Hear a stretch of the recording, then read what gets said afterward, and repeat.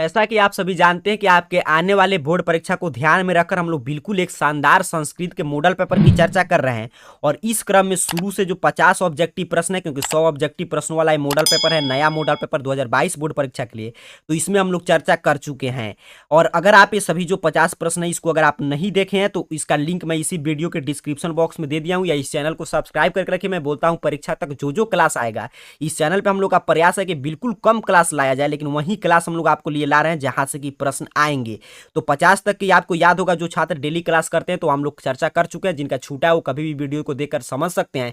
आज हम लोग 50 से आगे के प्रश्नों की चर्चा करेंगे, तो तैयार हो जाइए। कल मैंने बता दिया था कि आपको रिवीजन करके आना है, तो यहां से एक एक प्रश्न का आंसर देने का प्रयास कीजिए।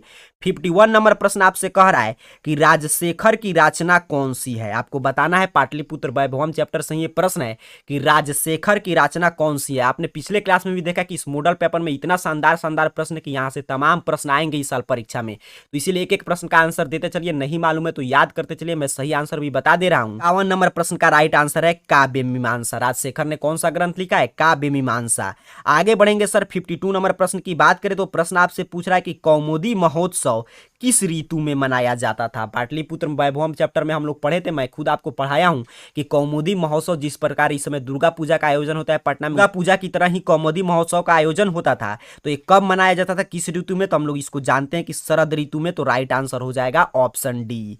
आगे बढ़ेंगे सर, 53 नंबर प्रश्न की बात करें तो यह पूछ रहा है 53 नंबर प्रश्न की पटना नगर की पालिका देवी कौन है। जल्दी से सभी छात्र इसका बिल्कुल सही आंसर कमेंट बॉक्स में बताएंगे कि पटना नगर की पालिका देवी कौन है। तो पटना नगर के द्वार पे पटन देवी है, जिसे पटन देवी को पटना नगर की पालिका देवी बोलते हैं। तो इसका राइट आंसर हो जाएगा सर ऑप्शन सी। आगे बढ़ेंगे सर, देखिए 54 नंबर प्रश्न आपसे क्या कह रहा है कि अलस कथा के रचयिता कौन है। अर्थात कि जो चला आप अलस कथा पाठ पढ़े हैं उसके रचनाकार कौन है, यही आपसे पूछा है। ऑप्शन 4 आपको दिया गया है, जल्दी से बताइएगा कौन इसका राइट आंसर होगा। अलस कथा पाठ जो है विद्यापति के द्वारा लिखा गया है, तो इसका राइट आंसर हो जाएगा ऑप्शन बी। किसके द्वारा लिखा गया है? विद्यापति के द्वारा। आगे बढ़ेंगे सर, 55 नंबर प्रश्न की बात करें तो कह रहा है, फिर अब आपके व्याकरण खंड से प्रश्न शुरू हो गया। कह रहा है श्रु धातु के लिट लकार प्रथम पुरुष एक वचन का रूप कौन सा है। श्रु का जो आप धातु रूप याद किए होंगे, तो पूछ रहा है आपसे कि लिट लकार और उसके साथ साथ प्रथम पुरुष एक वचन कौन होगा। तो ये होता है आपका श्रोष्यति। तो राइट आंसर हो जाएगा ऑप्शन सी। 56 नंबर प्रश्न देखिए आपसे कह रहा है कि नदी शब्द के तृतीया एक वचन का रूप कौन सा है। आपको बताना है कि नदी का शब्द रूप से सभी प्रश्न है कि नदी का शब्द रूप जो हम लोग याद करते हैं उसमें तृतीया एक वचन रूप कौन होता है। तो नदी शब्द का तृतीया एक वचन रूप होता है नदा। तो इसका राइट आंसर देखिए ऑप्शन ए पे ही दे दिया गया है। आगे बढ़ेंगे 57 नंबर प्रश्न की बात करें तो प्रश्न आपसे कह रहा है कि पितरी किस विभक्ति का रूप है। आपको बताना है कि पितरी में कौन सा विभक्ति का प्रयोग किया गया है। तो भी छात्र विभक्ति रूप पढ़े होंगे, उनका राइट आंसर आ रहा है ऑप्शन डी। इसमें कौन सा है? सप्तमी। आपको नहीं मालूम है तो याद कर लीजिए। आगे बढ़ेंगे 58 नंबर प्रश्न की बात करें तो कह रहा है गोसु किस शब्द का रूप है। गोसु किस शब्द के शब्द रूप याद करते समय आपको मिला था? तो गो। किसका शब्द रूप आप लिखेंगे? गो का, तो उसमें मिलता है गोसु। तो राइट आंसर हो जाएगा ऑप्शन बी। 59 नंबर प्रश्न देखिए आपसे पूछ रहा है कि सुंदरतम में कौन सा तद्धित प्रत्यय है। पीछे हम लोग पढ़े थे प्रत्यय दो प्रकार के होते हैं, तद्धित प्रत्यय और कृत प्रत्यय। तो वही पूछा है कि सुंदरतम में कौन सा तद्धित प्रत्यय लगा है। इसमें लगा है तमप। क्या लगा है? तमप। तो इसका राइट आंसर हो जाएगा ऑप्शन बी। 60 नंबर प्रश्न देखिए आपसे पूछ रहा है कि मनुष्य प्लस त्वम से कौन सा शब्द बनेगा। आपको बताना है कि मनुष्य प्लस त्वम से कौन सा शब्द बनेगा।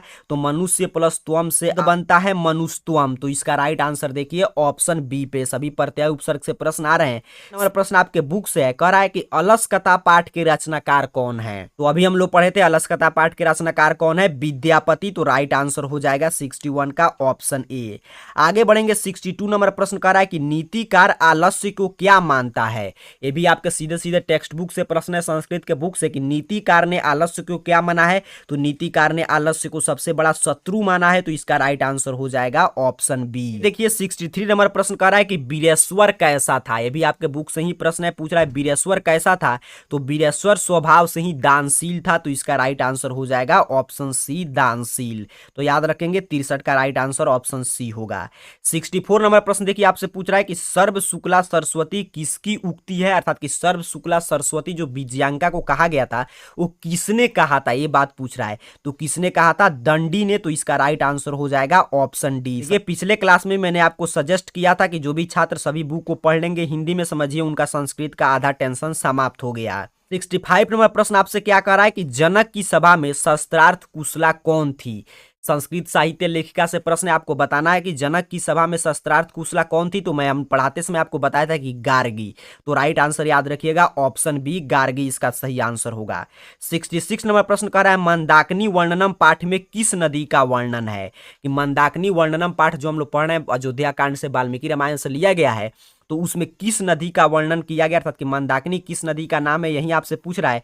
तो गंगा नदी राइट आंसर हो जाएगा ऑप्शन ए गंगा नदी।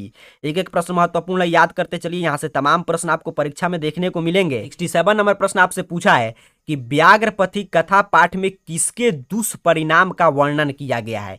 अर्थात कि व्याघ्रपति कथा पाठ में किस दोष के बारे में वर्णन किया गया है, आपको बताना है। किसका वर्णन है, लोभ के दुष्परिणाम का। तो राइट आंसर ऑप्शन बी पे दिया गया है।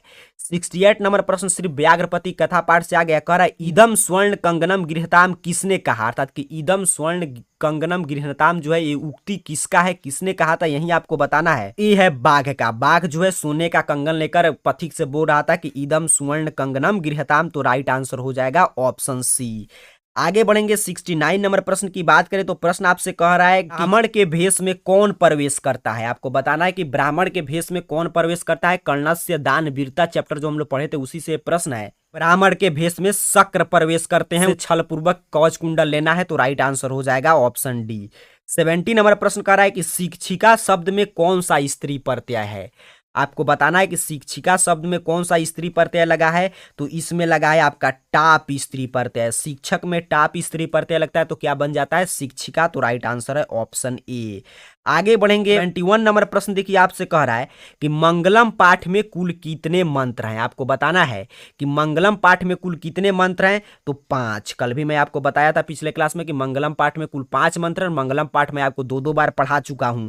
आगे 72 नंबर प्रश्न की बात करें तो 72 नंबर प्रश्न आपसे कह रहा है कि हिरण्मयेन पात्रेण डैश डैश दृष्टये, यह मंत्र किस उपनिषद से लिया गया है। आपको बताना है कि हिरण्मयेन पात्रेण, ये श्लोक जो है किस उपनिषद से लिया गया है, यही आपसे प्रश्न पूछा है।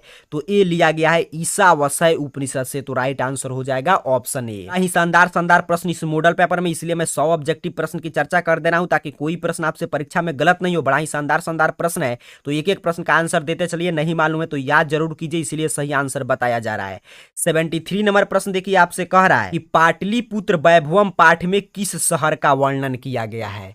पाटलिपुत्र वैभवम पाठ में किस शहर का वर्णन किया गया है। तो इसमें किसी का आंसर गलत नहीं होना चाहिए। पटना, किसका वर्णन है, पटना का। तो राइट आंसर हो जाएगा ऑप्शन सी। 74 नंबर प्रश्न आपसे कह रहा है कि दामोदर गुप्त ने किस काव्य की रचना की। तो दामोदर गुप्त कौन सा काव्य लिखे थे, कूटनिमित्त काव्य। ये सभी जो है आपके पाटलिपुत्र वैभवम पाठ से प्रश्न है। तो राइट आंसर हो जाएगा ऑप्शन डी।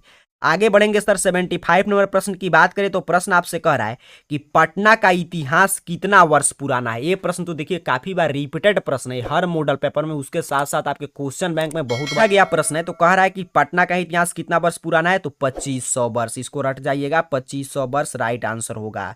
76 नंबर प्रश्न देखिए, आपसे पूछ रहा है अध्यात्म शब्द में कौन सा उपसर्ग है। मैं पिछले क्लास में भी आपको बताया था कि आपको क्या करना है, उपसर्ग प्रत्यय समास संधि सभी पढ़ लेना है, विभक्ति सूत्र कारक। तो उसी उपसर्ग से प्रश्न है, कह रहा है कि अध्यात्म शब्द में कौन सा उपसर्ग है सर। तो राइट आंसर है ऑप्शन बी, अधि उपसर्ग लग के क्या बनता है, अध्यात्म। 77 नंबर प्रश्न कर रहा है कि निह उपसर्ग किस शब्द में है। ये 4 शब्द दिया गया है, इसमें से किस शब्द में निह उपसर्ग लगा है। तो उपसर्ग देखिए शब्द से पहले लग के उसके अर्थ को बदलते हैं। तो निर्धन में निह उपसर्ग लगा है। तो राइट आंसर हो जाएगा ऑप्शन सी। आगे बढ़ेंगे 78 नंबर प्रश्न की बात करें तो प्रश्न आपसे कह रहा है कि पूजनियम शब्द में कौन प्रत्यय है। आपको बताना है कि पूजनियम शब्द में कौन सा प्रत्यय लगा है। ऑप्शन आपको दिखाई दे रहा है, तो अगर आपको नहीं मालूम है तो याद कर लीजिए। इसमें बहुत ही अच्छा प्रत्यय है अनियर। तो इसका राइट आंसर है है ऑप्शन ए पे लिखा गया है। 79 नंबर प्रश्न देखिए, ल्यूट प्रत्यय से कह रहा है लिख प्लस लयूट से कौन सा शब्द बनेगा। लिख धातु में लयूट प्रत्यय लगाते हैं तो कौन सा शब्द बनता है, तो वो बनता है लेखनम। क्या बनता है, लेखनम। तो राइट आंसर हो जाएगा ऑप्शन बी। 80 नंबर प्रश्न देखिए, आपसे कह रहा है कि किस शब्द में सत्री प्रत्यय है। सत्री प्रत्यय, ये सभी देखिए प्रत्यय आपका तद्धित कृत प्रत्यय में आता है, तो वहीं पूछा है कि किस शब्द में सत्री प्रत्यय है। ध्यान से देखिए, पलायन, पलायन में क्या है, सत्री प्रत्यय है, तो राइट आंसर हो जाएगा ऑप्शन सी।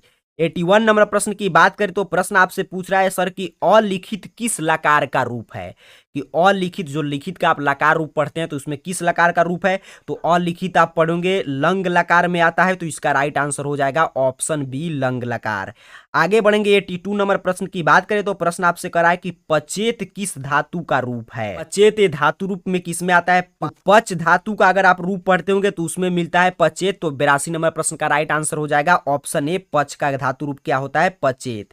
83 नंबर प्रश्न की बात करें तो कह रहा है अकुर्वन में कौन सी धातु है, तो अकुर्वन में क्री धातु है। कौन धातु है, क्री धातु से क्या बना है, अकुर्वन, तो इसका राइट आंसर याद रखिएगा ऑप्शन बी। ये सभी प्रश्न जितने व्याकरण खंड से है तो इसको याद कर लीजिए, क्योंकि ये सभी प्रश्न देखिए कितना शानदार शानदार प्रश्न है, ये हर साल के लिए महत्वपूर्ण प्रश्न है। कह रहा है मतीसु में कौन सी विभक्ति है, आपको बताना है कि मतीसु में कौन विभक्ति है, तो सप्तमी। देखिए व्याकरण खंड का प्रश्न का जवाब आप तभी दे पाएंगे जब व्याकरण अच्छा से पढ़े हैं, तो इसलिए इसका राइट आंसर क्या हो जाएगा, सप्तमी। तो व्याकरण पे अगर आपका कमांड नहीं है तो बुक को बार बार हिंदी में पढ़ लीजिए, क्योंकि बुक जो है उससे भी समान वेटेज के प्रश्न आते हैं। तो अगर बुक से क्या फायदा है कि आपको ज्यादा कुछ रटना नहीं है, कहानी के जैसा जो मैं आपको पढ़ा चुका हूं उसको अगर आप समझ लेते हैं तो आपका अच्छा रिजल्ट आ जाएगा सिर्फ बुक पढ़ के भी। फिलहाल 84 पर नंबर प्रश्न का राइट आंसर याद रखेंगे ऑप्शन सी। 85 नंबर प्रश्न की बात करें तो प्रश्न आपसे कह रहा है कि भवतः किस शब्द का रूप है। आपसे क्या पूछा है कि भवतः किस शब्द का रूप है, तो भवतः जो है भवत शब्द का हम लोग रूप जब पढ़ते हैं तो उसमें आता है भवतः, तो इसका राइट आंसर हो जाएगा ऑप्शन सी। 86 नंबर प्रश्न देखिए, आपसे कह रहा है कि मनोरथ का संधि विच्छेद क्या होगा, अर्थात कि मनोरथ का जब हम संधि विच्छेद करेंगे तो क्या होगा। ये भी प्रश्न रिपीटेड प्रश्न है, क्वेश्चन बैंक से प्रश्न सेट किया गया है, तो इसका राइट आंसर है ऑप्शन सी। मनः प्लस रथ मिलके क्या बनाते हैं, मनोरथ, तो इसका राइट आंसर हो जाएगा ऑप्शन सी। आगे बढ़ेंगे, 87 नंबर प्रश्न देखिए, आपसे कह रहा है कि महा प्लस ईस की संधि से क्या बनता है, तो बिल्कुल शानदार प्रश्न है। महा प्लस ईस सह से क्या बनता है, महेश, तो इसका राइट आंसर हो जाएगा ऑप्शन बी महेश। आगे देखिए 88 नंबर प्रश्न का सही सही आंसर देने का प्रयास कीजिए, आपकी हिंदी में भी ऐसे प्रश्न पूछे जाते हैं। कह रहा है अ और ई के मेल से कौन सा नया वर्ण बनेगा, तो अ और ई के मेल से क्या बनता है, ए, तो इसका राइट आंसर दिया गया है ऑप्शन बी पे ए बनेगा। 89 नंबर प्रश्न की बात करें तो प्रश्न आपसे कह रहा है कि भाग्योदय में कौन सा संधि है। आपको बताना है कि भाग्य उदय में कौन सा संधि है, तो भाग्य उदय में है गुण संधि, तो इसका राइट आंसर ऑप्शन ए पे दिया गया है गुण संधि। ये देखिए 90 नंबर प्रश्न संधि के बाद समास से आ गया।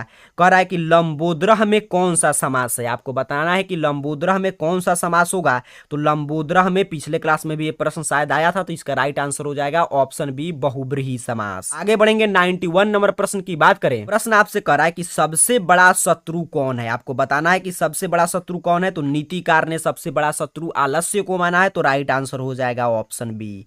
92 नंबर प्रश्न का सभी स्टूडेंट सही सही आंसर कमेंट करेंगे। प्रश्न कह रहा है कि वास्तविक आलसियों की संख्या कितनी थी। आपको बताना है कि वास्तविक आलसियों की संख्या कितने थे, अर्थात कि कितने लोग थे जिसको अल्लाह सलाह में जब आग लगा दिया गया तभी भी नहीं भागे थे, तो उनकी संख्या था 4, तो राइट आंसर हो जाएगा ऑप्शन सी। 93 नंबर प्रश्न देखिए, सभी आपके बुक से फिर प्रश्न मिलना शुरू हो चुका है। 83 नंबर प्रश्न आपसे कह रहा है कि स्वामी दयानंद के बचपन का नाम क्या था, तो क्या था सर, मूल शंकर। सभी हम लोग पढ़ चुके हैं, तो इसलिए आपको समय नहीं लेना है इसका आंसर कमेंट करने में, तो राइट आंसर हो जाएगा ऑप्शन बी मूल शंकर स्वामी दयानंद के बचपन का नाम था। 94 नंबर प्रश्न की बात करें तो प्रश्न आपसे कर रहा है कि ऋग्वेद में कितनी महिलाओं का वर्णन प्राप्त है। ये सीधे आपके बुक से प्रश्न है, ऋग्वेद में 24 महिलाओं का वर्णन प्राप्त है, तो राइट आंसर हो जाएगा ऑप्शन ए 24। देखिए 95 नंबर प्रश्न आपसे कर रहा है कि शंकर चरित के रचनाकार कौन है। शंकर चरित के रचनाकार कौन है, तो इसके रचनाकार है पंडिता छम्मा राव, इनके पिताजी का नाम था, उन्हीं के जीवनी पे ये पुस्तक लिखा गया है, तो राइट आंसर हो जाएगा ऑप्शन ए। 96 नंबर प्रश्न देखिए आपसे कह रहा है कि गोदान किस संस्कार का मुख्य कर्म है। गोदान जो है वो आपके केशांत संस्कार का मुख्य कर्म है, तो राइट आंसर हो जाएगा ऑप्शन बी केशांत संस्कार। 97 नंबर प्रश्न की बात करें तो प्रश्न आपसे कह रहा है कि नीति श्लोका पाठ महाभारत के किस पर्व से संकलित किया गया है। हम लोग नीति श्लोका पाठ में स्पष्ट रूप से लिखा गया है कि ये महाभारत के उद्योग पर्व से है, तो राइट आंसर ऑप्शन बी पे दिया गया है। 98 नंबर प्रश्न की बात करें तो प्रश्न आपसे कह रहा है कि महाराज धृतराष्ट्र के प्रश्नों का समुचित उत्तर कौन देते हैं। नीति श्लोका पाठ से भी प्रश्न है, तो महाराज धृतराष्ट्र के प्रश्नों का समुचित उत्तर देते हैं महामंत्री विदुर, तो इसका राइट आंसर हो जाएगा ऑप्शन ए महामंत्री विदुर।